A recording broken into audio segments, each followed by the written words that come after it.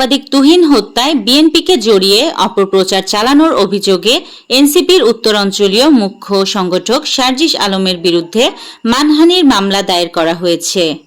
একজন ব্যক্তি সর্বোচ্চ 2 মেয়াদের বেশি প্রধানমন্ত্রী পদে থাকতে পারবেন না, এমন বিধানের পক্ষে 89% মানুষ।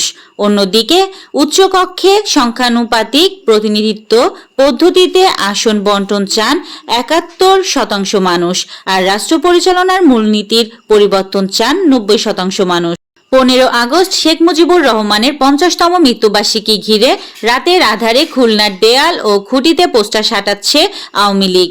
নগরীর খালিশপুর ও খানজাহান আলী এলাকা থানায় এসব রাতের আধারে পোস্টার সাঁটানো হচ্ছে। পরে বিক্ষুব্ধ জনতা এসব পোস্টার ছিঁড়ে ফেলে। হাসিনার আইনজীবী হতে জেড.আই খান পান্নার আবেদন ট্রাইব্যুনালের না।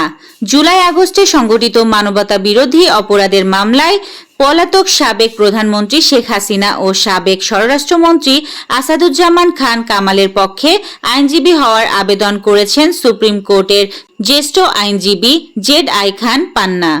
ঢাকা বিশ্ববিদ্যালয় কেন্দ্রীয় ছাত্র সংসদের ভাইস প্রেসিডেন্ট পদে চিহ্নিত ছাত্রলীগ নেতা জুলিয়াস সিজার তালুকদারের মনোনয়নপত্র সংগ্রহের ঘটনায় বিতর্কের সৃষ্টি হয়েছে।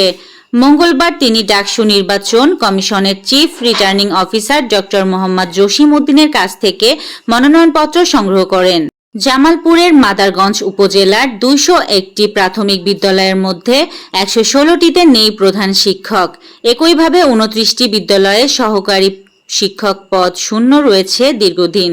প্রধান শিক্ষক না থাকায় শিক্ষা ও প্রশাসনিক কার্যক্রম পরিচালিত হচ্ছে ভারপ্রাপ্ত দিয়ে, আর অন্যান্য সহকারী শিক্ষকের ওপর বাড়তি চাপ দিয়ে চালিয়ে নেওয়া হচ্ছে সহকারী শিক্ষকের কাজ। ফলে মারাত্মকভাবে ব্যাহত হচ্ছে উপজেলায় প্রাথমিক শিক্ষা কার্যক্রম, কমে যাচ্ছে শিক্ষার মান। জুলাই মাসে 506টি সড়ক দুর্ঘটনায় মোট 520 জন নিহত ও 1356 জন আহত হয়েছে বলে জানিয়েছেন বাংলাদেশি যাত্রী কল্যাণ সমিতি।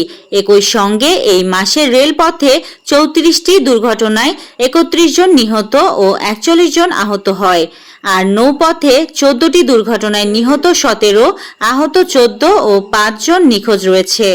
যুক্তরাষ্ট্রের প্রেসিডেন্ট ডোনাল্ড ট্রাম্প বলেছেন শুক্রবার রাশিয়ার প্রেসিডেন্ট ভ্লাদিমির পুতিনের সঙ্গে আলোচনার সময় তিনি ইউক্রেনের জন্য কিছু ভূখণ্ড ফেরত পাওয়ার চেষ্টা করবেন। মিয়ানমারের রাখাইনে হত্যা ও নিপীড়নের মুখে পালিয়ে আসা বিপুল সংখ্যক রোহিঙ্গাকে আশ্রয় দেওয়ায় বাংলাদেশের উপর যে চাপ তৈরি হয়েছে তা নিয়ে উদ্বেগ জানিয়েছে মালয়েশিয়া। টি-20তে দক্ষিণ আফ্রিকার সর্বোচ্চ ইনিংস এখন বেবি এভি ব্রেভিসের। এশিয়া কাপে ভারতের স্কোয়াড কে থাকতে পারেন, বাদ পড়বেন কারা? এই ছিল আজকের শীর্ষ সংবাদ। ছিলাম আমি ইয়াসমিন আক্তার, সুরমা টিভি 24।